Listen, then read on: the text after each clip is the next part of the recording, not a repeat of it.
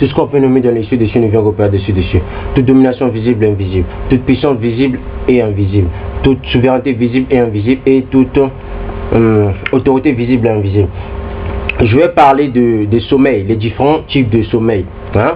Je vais prendre Genèse 2, 21, 23. Alors l'Éternel Dieu fit tomber un profond sommeil sur l'homme qui s'endormit. Il prit une de ses côtes et referma la chair à sa place.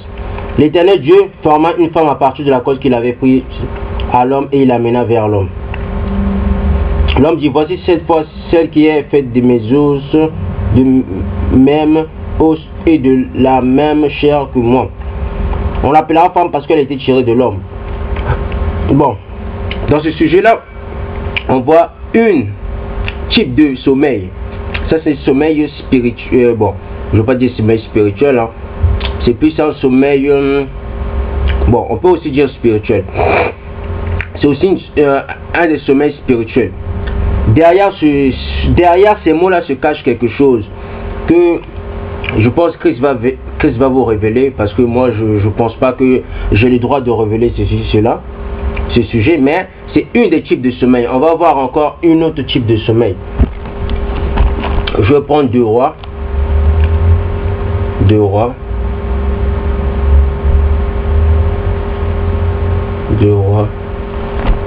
2 rois 4. 2 rois 4. 31. 37.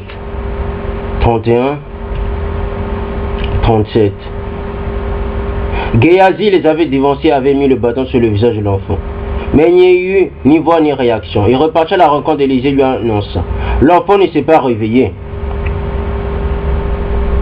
Lorsque Élisée arriva dans la maison, il vit l'enfant mort, couché sur son lit. Élisée entra, ferma la porte sur eux deux et pria l'Éternel. Il monta sur le lit et se coucha sur l'enfant. Il mit sa bouche sur sa bouche, ses yeux sur ses yeux et ses mains sur ses mains et s'étendit sur lui. Le corps de l'enfant se réchauffa. Élisée s'éloigna, marcha de long en large dans la maison. Puis remonta s'étendre sur l'enfant. Alors l'enfant éternua 7 fois avant d'ouvrir les yeux. Vous voyez, on voit le chiffre 7 là. C'est spirituel, le chiffre 7. La Kabbale, les mystères, le livre des mystères de la Kabbale, ils savent que le chiffre 7 c'est spirituel. Avec le temps, je vais vous expliquer le chiffre 7 qui est de la Kabbale. Quand je dis le chiffre 7, on va parler des 7 églises, on va parler des 7 archanges. Hein? Makaya, c'est pas Makaya, Congo, c'est pas Christ. Hein? Donc je poursuis. Élisée appela Géasi et lui dit, appelle notre Sunamite. Géasi l'appelait et elle vint vers Élisée qui dit, prends ton fils. Elle alla se jeter à ses pieds, se prosternant jusqu'à terre, puis elle prit son fils et sortit. Là, on a vu un des différents sommeils. C'était pas une mort catégorique. Parce que quand c'est vraiment une mort catégorique, il y a quelque chose qui s'enlève. Hein? Il y a quelque chose qui s'enlève, il y a un fil d'or qui s'enlève. Proverbe l'explique. Je vais prendre un autre verset.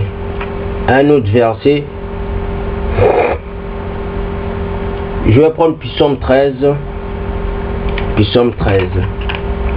Psaume 13, 1, 3. Vous allez voir que les différents, dans la Bible, quand on parle des morts qui sont guéris, ou bien qui sont, quand je guéris, qui sont ressuscités, ce sont que des sommeils. Ce n'est pas une mort catégorique. Quand c'est une mort catégorique, on ne peut plus le réveiller. Vous comprenez? C'est seulement Christ qui pouvait le faire. Quand il disait Lazare sort, c'était juste Christ qui pouvait le faire. Mais sinon, les prophètes, ils ne peuvent pas ressusciter quelqu'un qui est déjà mort. Ça, il y a différentes sortes de morts, ou bien différentes sortes de sommeil. Donc, on a vu le premier sommeil, c'est quand Muntu était endormi, puis on l'avait par l'esprit, hein, par le désir de l'esprit, ou bien par l'esprit, l'Éternel lui avait formé une femme, hein, qui était sortie de ses os et de sa... Je vais peut-être un jour expliquer, quand je vais parler des 12 livres des patriarches, vous allez voir la métaphysique. Hein? Dans les 12 livres des patriarches, on parle de la métaphysique. On va essayer de prendre une petite branche de la métaphysique. Bon, je poursuis donc, j'ai pris Psaume 13 en 3 qui dit, jusqu'à quand, Éternel, m'obéiras-tu sans cesse? Jusqu'à quand me cacheras-tu ton visage? Jusqu'à quand aurais-je des soucis dans mon âme, et chaque jour des chagrins dans mon cœur? Jusqu'à quand mon ennemi s'attaquera-t-il à moi? Regarde, réponds-moi, Éternel mon Dieu, donne la lumière à mes yeux, afin que je ne m'endorme pas du sommeil de la mort. Donc, vous voyez, le sommeil de la mort. Le sommeil de la mort. C'est pour ça qu'on dit que dans le séjour des morts, on n'a pas... là-bas, il n'y a pas de... on ne réfléchit pas. On n'est pas conscient, si je peux dire. Parce que la mort aussi, c'est ici un sommeil, si on peut dire aussi. C'est pas moi qui le dis, c'est lui qui le dit. C'est Daoud qui dit que afin que je ne m'endors pas du sommeil de la mort. Vous voyez, donc tout est dit là. Ça sert à rien que j'explique, parce que sinon si je commence à expliquer, c'est du n'importe quoi.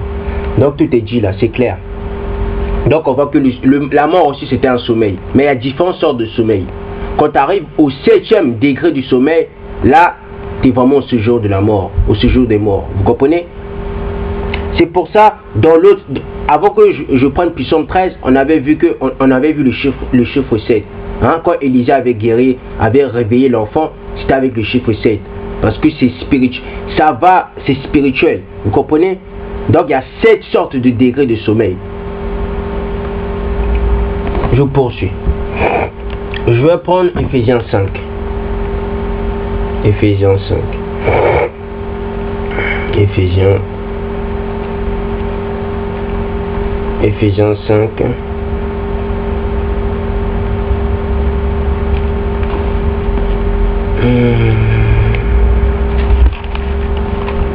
Ephésiens 5, 14. Vous le savez bien en effet, aucun être immoral, impur ou toujours désireux de posséder plus, c'est-à-dire idolâtre, n'a d'héritage dans le royaume de Christ et de Dieu. L'idolâtre c'est quoi? L'idolâtre, c'est dit même, hein. Nombreux souvent ils aiment prendre le dictionnaire. Regardez, je repars en arrière, vous allez voir que il y a souvent des mots, ils ont leur signification déjà dans la Bible. Hein? Je suis obligé de le dire parce que nombreux, souvent ils vont prendre le dictionnaire pour lire. Hein? Regardez, ils disent, vous le savez bien en effet, aucun être immoral, impur ou toujours désiré de posséder plus, c'est-à-dire idolâtre. Vous voyez? Donc celui qui a toujours le désir de posséder plus, c'est un idolâtre. Comprenez? Celui qui veut toujours avoir beaucoup de femmes, c'est un idolâtre. Celui qui veut toujours avoir beaucoup d'argent, c'est un idolâtre. Ainsi de suite. Vous pouvez prendre la liste de ce qui ramène à posséder plus, ça va rester l'idolâtrie. C'est juste les mots qui changent ou bien les fonctions qui changent, mais le fond et la forme et le profond restent l'idolâtrie. Bon, je poursuis. Que personne ne vous trompe par des paroles sans fondement, car c'est pour cela que la colère de Dieu vient sur les hommes rebelles. N'ayez donc aucune part avec eux, car si autrefois vous étiez ténèbres, ténèbres veut dire, ça ne veut pas dire vraiment vivre dans le ténèbre. Non, ténèbres veut dire, même les Écritures le disent. Il y a une partie, il y a une des passages d'Écriture qui dit dans Matthieu, qui dit que quand Christ disait que ténèbres veut dire quelqu'un qui a des yeux, mais il ne voit pas. Vous comprenez? C'est ça ténèbres. C'est quelqu'un qui a des yeux, mais c'est un aveugle. C'est ça le ténèbre. Ça n'a rien à voir avec la couleur noire. Non. Il faut qu'on arrive à bien se comprendre sur ce passage. Je poursuis. Car si autrefois vous étiez ténèbres, maintenant vous êtes lumière dans le Seigneur. Conduisez-vous à être lumière dans le Seigneur. Conduisez-vous comme des enfants de lumière. Le fruit de l'esprit consiste en effet dans toute forme de bonté, de justice et de vérité. Discernez ce qui est agréable au Seigneur et ne participez pas aux œuvres stériles des ténèbres, mais démasquez-les plutôt. En effet, ce que ces hommes font en secret, il est même honteux d'en parler. Mais tout ce qui est démasqué par la lumière apparaît clairement, car tout ce qui apparaît ainsi est lumière. Donc vous comprenez? Déjà on vous explique ça veut dire quoi la lumière là. Je ne vais pas répéter la phrase là. Donc on vous explique ça veut dire quoi la lumière. Ça n'a rien à voir avec la lumière qu'on voit au dehors ou bien quand tu allumes la lumière de la lampe. Non. Je poursuis. C'est pourquoi il est dit, réveille-toi, toi qui dors, relève-toi d'entre les morts et Christ t'éclairera. La mort là on parle, c'est l'esclavage. Je répète, la mort là qu'on parle, c'est l'esclavage. L'esclavage du péché, l'esclavage de l'idolâtrie, l'esclavage de la convoitise, l'esclavage du désir, l'esclavage ainsi de suite. C'est ça la mort, la mort là qu'on parle. Vous comprenez? Ou bien le réveil qu'on dit, hein, la mort là. C'est ça. Vous comprenez? Donc il y a différentes sortes de morts. Dans la Bible, quand on dit aussi mort, ça ne veut pas dire que la personne est morte. Non, ça veut aussi dire que spirituellement, il est esclave. Vous comprenez? Je poursuis. Faites donc bien attention à la façon dont vous vous conduisez. Ne vous comportez pas comme des fous, mais comme des sages. Rachetez le temps car les jours sont mauvais. Racheter le temps veut dire délivrer le temps. Veut dire libérer le temps. Parce que Matthieu 24, Christ a dit qu'il faut essayer de raccourcir le temps. C'est ça aussi racheter le temps, vous comprenez? C'est raccourcir aussi le temps. Les francs-maçons savent la fin des temps. Les francs-maçons connaissent les dates, mais ils ne savent pas précisément c'est quand. Mais ils savent le calendrier de la fin des temps. Nous étions esclaves depuis des années. Ils connaissent, ils savent ça. Quand on parle des églises, les églises là qu'on parle, ça n'a rien à voir avec les églises des bâtiments. Les francs-maçons savent c'est quoi les 7 églises. Quand je vais lire la Kabbale, vous allez voir que les francs-maçons, ils savent qui sont les vrais juifs. Je poursuis. Je vais prendre 1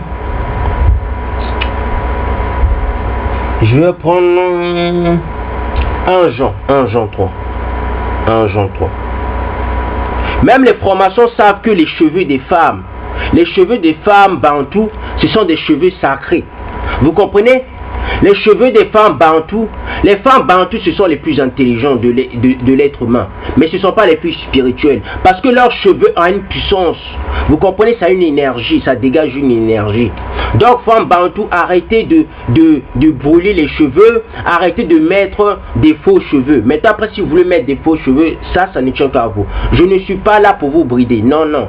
Je sais que vous souffrez beaucoup. Hein? Je sais qu'à cause des soucis, nombreux, ils n'ont plus de cheveux. Ça, je le sais. Mais quand même, on vous aime. Hein? Donc, bon, je vais prendre 1 Jean.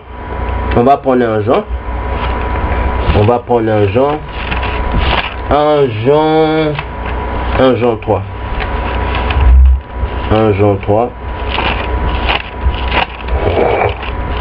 Ou bien je vais prendre Matthieu d'abord. Après, Matthieu d'abord. Matthieu 13. Matthieu 13, 24, 30. Matthieu 13, 24, 30. Il leur proposait une autre parabole. Le royaume des cieux ressemble à un homme qui avait semé une bonne semence dans son champ. La bonne semence veut dire la parole. Hein? Ça veut dire la parole. Le champ veut dire la nation bantou. Hein? Mais pendant que les gens dormaient, son ennemi vint s'aimer de la mauvaise herbe parmi le blé et s'en alla. Dormir là, il veut dire là esclave. Esclave. C'est quand les missionnaires sont venus, ils nous ont apporté une autre évangile, une autre parole de vérité. Le contraire de la parole de vérité. C'est ça. L'ennemi, ce sont eux qui nous font souffrir matin, midi, soir. L'ennemi, ce sont nos adversaires. C'est les francs-maçons. Ce sont les faux juifs. Ce sont toutes les sectes du monde. C'est eux nos ennemis. Je poursuis. C'est eux qui dirigent le monde avec les esprits, les anges déchus du mal, de la puissance du mal. Les anges déchus de la domination du mal. Les anges déchus de la souveraineté du mal et de l'autorité du mal. La plupart des politiciens, ils travaillent tous avec des esprits de domination. Domination veut dire influencer. Ils ont l'esprit d'influencer. Hein? 99% des gens qui sont dans la politique travaillent tous avec des esprits de domination. Donc je poursuis. Lorsque le blé eut poussé et donné du fruit, la mauvaise herbe parut aussi. Lisez bien Ésaïe 18. C'est la même chose. Matthieu 13, 24 jusqu'à 30, c'est la même chose que Ésaïe 18, bizarrement. Hein, quand on parle de la mauvaise herbe. Il leur répondit, c'est un ennemi qui a fait cela. Les serviteurs lui dirent, veux-tu que nous allions l'arracher? Non, dit-il, de peur qu'en arrachant la mauvaise herbe, vous ne déracinez en même temps le blé. Laissez l'un et l'autre pousser ensemble jusqu'à la moisson, et au moment de la moisson, je dirai aux moissonneurs.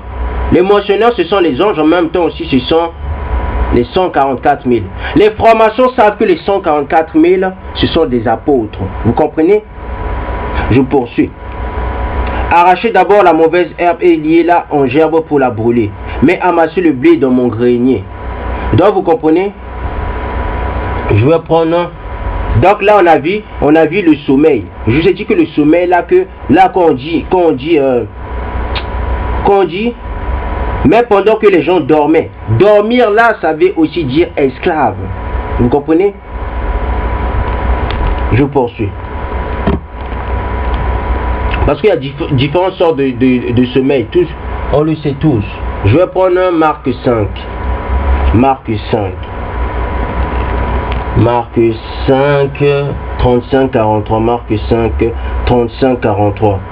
Il parlait encore quand les gens arrivèrent de chez le chef de la synagogue, lui dire: ta fille est morte, pourquoi déranger encore le maître, le chef? Dès qu'il a entendu cette parole, Yeshua dit au chef de la synagogue: n'aie pas peur, crois seulement. Il ne laissa personne accompagner, sauf Pierre, Jacques et Jean, le frère de Jacques. Il arriva à la maison du chef de la synagogue où Yeshua vit du tumulte, des gens qui pleuraient et poussaient des grands cris. Il entra et leur dit: pourquoi faites-vous ce tumulte et pourquoi pleurez-vous? L'enfant n'est pas morte, elle dort, mais elle dort. Vous comprenez? Donc, Christ disait que l'enfant n'est pas mort, mais elle dort. Vous comprenez? Je poursuis. Il se moquait de lui, alors il les fit tous sortir, puis prit avec lui le père et la mère de l'enfant et ceux qui l'avaient accompagné. Il entra là où l'enfant était touché. Il a pris par la main et lui dit: Talita Kumi. Ce qui signifie: jeune fille, lève-toi et je te le dis. Vous voyez pourquoi c'est nécessaire de parler la langue Kikongo. Vous savez, les faux juifs, j'ai fait une des vidéos qui montre que les faux juifs, ils aiment beaucoup parler avec le Yiddish. Parce que le Yiddish, en parlant avec le Yiddish, ça a une puissance. Vous comprenez? Donc, un frère bantou qui prie avec la langue Kikongo, ou bien qui est dans la spiritualité avec la langue Kikongo, c'est un frère spirituellement, il peut faire, sa prière peut être efficace. Donc on voit que Christ parlait avec la langue, on sait bien tous que c'était le Kikongo. Donc je poursuis. Jeune fille, lève-toi, je te le dis. Aussitôt la jeune fille se leva et se mit à marcher car elle avait 12 ans. Il fut aussitôt rempli d'un grand étonnement. Yahshua leur adressa de fortes recommandations pour que personne ne le sache et demanda qu'on donne à manger à la jeune fille. Donc vous avez vu, il y a des sommeils qui sont, on dirait des morts, on dirait la personne est morte, en fin de compte la personne dort. Il y a des sommeils, il y a des degrés de sommeil qui font que c'est arrivé au stade du séjour de mort. Comprenez? Il y a des sommeils qui font que il y a des sommeils spirituels. Vous comprenez?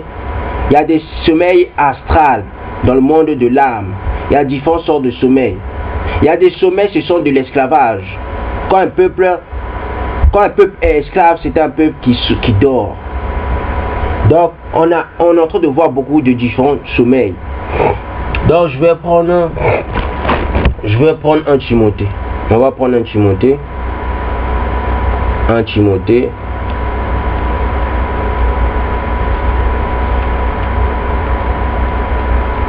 Un Timothée. 1 Timothée 4. 1, 8. 1 Timothée. Non, 1 Timothée 5, 3, 6. 1 Timothée 5, 3, 6.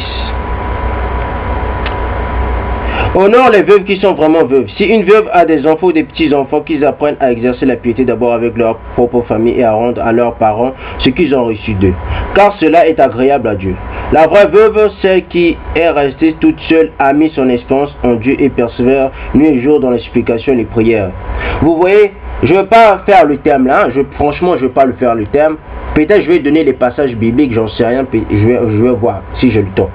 Christ, il priait beaucoup, il suppliait beaucoup le Père. Timothée aussi c'est pareil, Paul aussi faisait ça. Comprenez? Ils avaient des esprits abattus. Une prière, pour que ça soit efficace, il faut que tu aies un esprit abattu, que tu supplies le Père. David aussi suppliait beaucoup le Père, il priait aussi beaucoup le Père des cieux. Vous voyez? Ça c'est une clé de la réussite de la prière. Et quand tu pries aussi, faut pas prier pour toi. Faut prier pour tout le monde. Par exemple, si tu veux réussir dans ta vie, ou bien si tu veux avancer, hein, s'aimer les embûches, s'aimer les obstacles, il faut quand tu pries, il ne faut pas que tu pries que pour toi seul. Il faut que tu demandes aussi que le peuple bantou fasse aussi la même chose que toi.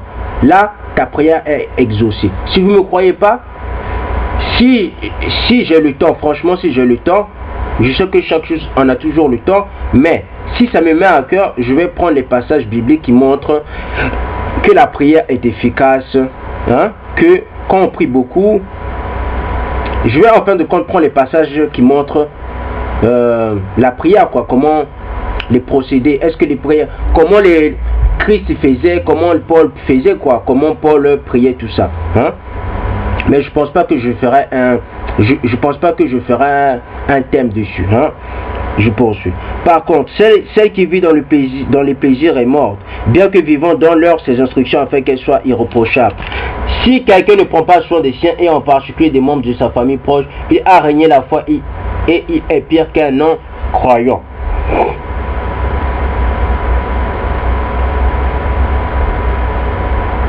Bon, là, ça c'est plus la prière, hein? Il y a beaucoup de prières et on dit, hein, on dit celui qui est dans les plaisirs. C'est quoi les plaisirs? La jalousie, la convoitise, le désir, l'homosexualité, l'idolâtrie, la haine, la méchanceté, la médisance, ainsi de suite. Cette femme-là qui est dedans, elle est morte. Vous comprenez? Parce que toutes ces œuvres qu'elle fait, elle est morte. Une femme bantou qui est dans ces choses-là, elle est vraiment morte. Une femme bantou qui voit Beyoncé, qui voit bien habillée avec des nouvelles habits, elle aussi, elle va convoiter ça. C'est une femme morte, ou c'est une sœur qui est morte spirituellement. Une sœur qui voit ses sœurs dans les clips, comment elles sont faites, comment elles sont habillées, elle aussi va essayer de faire pareil. C'est une sœur morte. Comprenez? Je sais que c'est très dur, parce qu'il y a des moments, d'autres on fait des vidéos, on est dur, c'est vrai. Mais, sœur bantou, je sais que dans votre vie à vous c'est très dur, je le sais. Hein? Je sais que tout le monde, on est devenu dans un temps où le parcours c'est très dur. Demande au Père des cieux de t'ouvrir les yeux, de te montrer comment tu dois t'adapter dans cette vie, comment tu dois marcher. Je sais que c'est très dur. Nombreux ce sont des femmes seules, nombreux ce sont des femmes qui ont des enfants, nombreux ce sont des femmes qui ont des soucis avec leur mari. Je comprends ça, on compatit toujours. Hein? Mais demandez à l'Éternel, au Père des cieux, de vous montrer le chemin à suivre, comment vous devez marcher. Hein? Donc je vais prendre 2 Timothée. Hein? Je vais prendre 2 Timothée. On va prendre 2 Timothée. 2 Timothée 4, 1, 8. Hein? 2 Timothée 4, 1, 8. C'est pourquoi je t'en supplie, devant Dieu et devant le Seigneur Yahshua, qui doit juger les vivants et les morts au moment de sa venue de son règne. Donc Christ vient juger les morts. Christ vient juger les nations. Matthieu 25. Daniel 7, Daniel 12. Prêche la parole ainsi en toute occasion, qu'elle soit favorable ou non. Refuse, reprends et au courage. Fais tout cela avec une pleine patience et un entier souci d'instruire. En effet, un temps viendra où les hommes ne supporteront pas la sainte doctrine. On entend de vous dire, il y en a, on entend de leur dire la vérité, ils rejettent. Ils croient que pour dire la vérité, il faut être un pasteur, il faut avoir un diplôme. Depuis quand? Dites-moi dans les écrits où c'est dit que pour annoncer, proclamer la vérité, il faut avoir un diplôme. Depuis quand la spiritualité c'est devenu du matériel? Dites-moi. Je poursuis. Ils détournant l'oreille de la vérité et se tournant vers les fables. Les fables c'est quoi? Les fables c'est quoi? C'est quand on leur dit, si tu veux réussir dans le couple avec ton mari, un pasteur, je ne sais pas, noir, je ne sais pas si c'est un bantou, je ne sais pas, qui dit si tu veux réussir dans ta vie, tu prends le concombre, tu le mets dans tes parties intimes de temps en temps. Ça, ils aiment ça. Quand tu leur dis ça, ils vont le faire. Il y a encore un autre pasteur qui dit, si tu veux réussir dans ta vie, allez-y dans la plage, mettez-vous toute nue et je vais souffler sur vos parties intimes. Après, il dit, mariez-vous avec moi. Ça, c'est ce qu'ils aiment maintenant. C'est ça les saintes doctrines démoniaques. Vous comprenez? On n'a pas de parti pris dans la vérité. Vous comprenez? On n'est pas là pour convoitise. On est là pour proclamer la vérité. Parce que toi, ma soeur, quand toi tu seras bien, moi je serai bien. Quand moi je serai bien, toi tu seras bien. Tu comprends? Ou bien mon frère, quand toi tu seras bien, moi je serai bien. Quand moi je serai bien, toi tu seras bien. Tu comprends mon frère? Donc c'est ça. On est parti sur cette base. On n'est pas sur les bases, je viens, je te mens, je me crois supérieur à toi. Ou bien je viens, je te mens et en même temps derrière ton dos, je me moque de toi. On n'est pas là. Comprenez? Donc je poursuis. Mais toi, sois sobre en tout, supporte les souffrances, accomplis la tâche d'un évangéliste, remplis bien ton ministère. Pour ma part, en effet, je suis déjà comme sacrifié et le moment de mon départ approche. J'ai combattu le bon combat. C'est quoi le bon combat? Tu sais, vous savez, chaque jour on a tous des combats. Que ce soit dans le sommeil, que ce soit même dans la maison, que ce soit au dehors, au travail. Chaque jour on a des combats. Parce que c'est nous qui ne voyons pas. Les formations matin, midi, soir, il faut des rites sataniques. Si vous savez ça. Ils nous envoûtent matin, midi, soir. Satan a besoin du sang chaque jour. Soit par accident, soit par les guerres, soit par attentat, soit par d'autres choses. Satan a toujours besoin de quelque chose de mauvais. Soit par des mauvaises humeurs, soit par la colère, ainsi de suite. Satan a toujours besoin de ça. La colère, l'esprit de la colère, c'est l'esprit du mal. C'est une énergie. Hein? L'esprit de la colère, c'est une énergie du mal. Chaque chose qu'on fait dans ce monde a une énergie. Tantôt c'est bien, tantôt c'est mauvais. Vous comprenez? Donc chaque jour, ils font de la sorcellerie, ces démons, ces fils de Lucifer, ces formations sataniques, ces enfants qui vont aller au feu éternel. Ces enfants qui savent que le Créateur des cieux existe, ils savent que Christ est Dieu, mais ils l'ont blanchi quand même. Ils savent que le peuple bantou, c'est le peuple élu, mais ils ont quand même tout fait pour que ce peuple-là ne s'accepte plus en tant qu'élu. Ils le maltraitent matin, midi, soir. Nombreux pour avoir une vie convenable. Ils ne demandent pas pour avoir une vie de millionnaire. Ils juste une vie convenable, ils se prostituent. Nombreux pour avoir une vie convenable, ils travaillent 3 fois par jour. Nombreux pour avoir une vie convenable, ils rentrent dans la franc-maçonnerie, dans la cabale, ainsi de suite. Comme Maître Gims. Maître Gims était... Moi, je sais que Maître Gims, je l'ai beaucoup regardé, discerné. C'est quelqu'un de bien. C'est un bon frère bantou. Mais pourquoi il est rentré dedans? C'est la souffrance qui lui a fait ça. Même Kanye West. Kanye West, c'était un bon gars. Qu'est-ce qu'il lui a fait pour qu'il rentre dans la franc-maçonnerie? Dans l'Illuminati, c'est la souffrance et le manque de connaissances.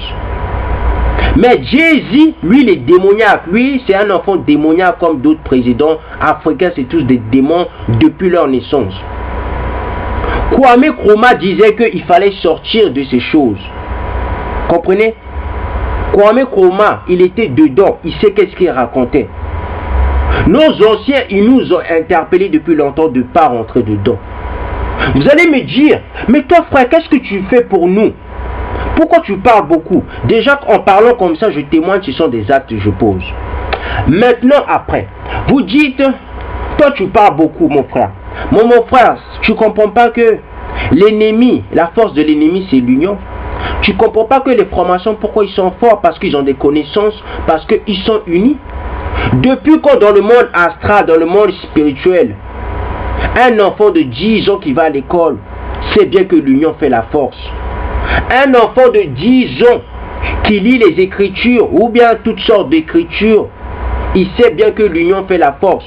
Un enfant ou bien une femme sait bien qu'elle a besoin d'une famille. Ou bien un homme sait bien qu'il ne doit pas aller tromper sa femme. Parce qu'il sait que qu'en faisant ça, il va perdre son amour. Et qu'est-ce que je veux dire par là? Je veux dire totalement, je vous dis totalement que c'est pour ça que des familles existent. Parce que en ayant une famille, quand tu as des problèmes, soit c'est ta femme qui t'aide, soit ce sont tes enfants.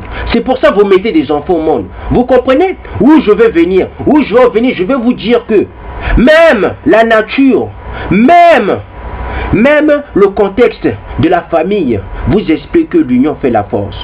Je peux prendre d'autres explications, mais on va revenir où j'en suis, au point où j'en suis, au discours que je dis. C'est pour ça qu'il y a des familles, parce que en mettant des enfants au monde, en ayant une femme, ainsi de suite, vous êtes unis. C'est une force. Comment je peux dire? En connaissant son identité, c'est une force. Parce qu'en connaissant son identité, on arrive à surmonter des obstacles qu'on ne savait pas. Donc, quand vous critiquez les maîtres Gims, les Kanye West, ainsi de suite, connaissez leur histoire de base. Vous comprenez? Kanye West, il n'y a pas très longtemps, il y a une des vidéos, il a dit que on n'est pas unis. Que vous croyez que ce que nous on fait dans les clips, vous croyez que nous on a l'argent, on a des belles voitures, tout ça. Non. C'est pas nous qui dirigeons même les labels. Lui-même, en tant que franc-maçon, il avoue qu'il est faible. Donc le problème, avant de critiquer ton frère aussi dans un autre côté, accepte la solidarité. Accepte les discours que je vous apporte. Ce n'est ni de la philosophie, ce n'est ni de l'intellectualité, c'est réel. Je peux vous dire plein de livres, hein, mais il y a des livres, ça ne sert à rien que je vous le dise. Parce que ça n'a rien à voir avec les Écritures. Vous comprenez? La Kabbale, je vais parler de la Kabbale parce que la Kabbale a un lien avec les Écritures. Mais il y a des livres, ça n'a rien à voir avec les Écritures. Donc je ne vais pas parler des livres qui n'ont rien à voir avec les Écritures. Vous comprenez? Mais sinon, j'allais vous démontrer de A à Z pourquoi l'union fait la force. Mais je ne peux pas vous le démontrer parce que les livres là, ça n'a rien à voir avec la Bible. Vous comprenez? Ça n'a rien à voir même avec les apocryphes. Quand je parle, je sais qu'est-ce que je dis. Je ne suis pas là pour venir quémander quoi que ce soit. Je ne suis pas là pour venir indexer quoi que ce soit. Quand je parle de Zulula, quand je parle de Chimba, Malonga, ainsi de suite, j'ai mes raisons. Vous comprenez? Je poursuis. Parce que toute vérité est bonne à savoir et est bon à dire. Donc, je poursuis. Je prends 1 Pierre 4, on était là, non? Je vais finir. J'ai combattu le bon combat, j'ai terminé la course, j'ai gardé la foi. Désormais, la couronne de justice m'est réservée. Le Seigneur, le juste juge, me la remettra ce jour-là. Et non seulement à moi, mais aussi à tous ceux qui auront attendu avec amour sa venue. Donc, vous voyez là, Timothée sait bien qu'il va diriger le monde. Timothée sait bien qu'il va diriger dans le monde astral. Parce que quand on parle de la couronne, directement on parle de diriger, n'est-ce pas mes frères ou mes sœurs? Est-ce que je parle une autre langue? Ou bien est-ce que je parle une langue qui n'est pas de ce monde-ci? On sait bien tous que je parle français. Celui qui parle français comprend la personne qui lui parle aussi en français. Donc on voit que Timothée sait bien qu'il va régner. Parce qu'une couronne symbolise un règne. Donc, à tous ceux qui disent que tu sois je ne sais pas qui, hein, que tu sois un beau parleur, que tu sois je ne sais pas d'où tu viens ou je ne sais pas d'où tu sors, tu dis que les 144 000 ne vont pas diriger la terre, ah mon frère, tu as un grave problème. Que tu comprennes bien les Écritures ou pas, il faut arrêter de mentir aux gens. Dis-leur que les 144 000 vont aussi diriger la terre, ou bien ils vont aussi diriger, ils auront aussi des responsabilités. Que ce soit astral, que ce soit matériel. Donc, arrête mon frère. Tu sais tu sais que tu vas te reconnaître, mon frère. Hein? Tu sais que tu es un grand enseignant, tu vas te reconnaître. Faut leur dire que les 100 Karakam ils vont diriger. Arrête de leur mentir. Je poursuis. Je ne suis pas un menteur.